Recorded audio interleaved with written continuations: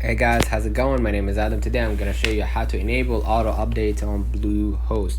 So first of all, what you need to do, you need to go ahead and log in with your Bluehost account and choose the plan that you want for your website domain, right? Choose the plan and then enter your domain if you have one, and follow the prompts eventually to create your new website using WordPress.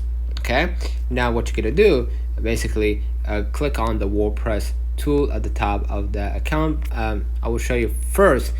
If you want to go, you're gonna see this is your dashboard. This is Bluehost dashboard. Go to the website and then go to the website that you created and then click create edit site, and you'll be redirected to the WordPress, right? And you're gonna see, let me show you, you're gonna see the WordPress official website, right?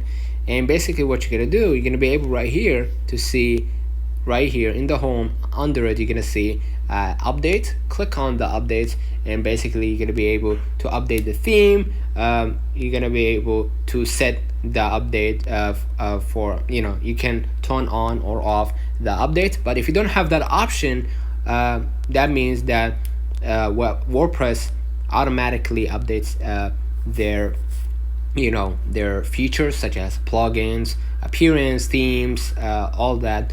You're gonna be able to, or they will update it for you automatically, right? But if you saw the updates right here, just like this, if you have the notification for the update and you can't turn off or on the automatic update, go to the updates and do it manually. And unfortunately, some of the users don't have that feature, but some of you can turn on the automatic update for WordPress features. So let me know in the comments if this video helped you. Don't forget to like and subscribe, and thank you for watching.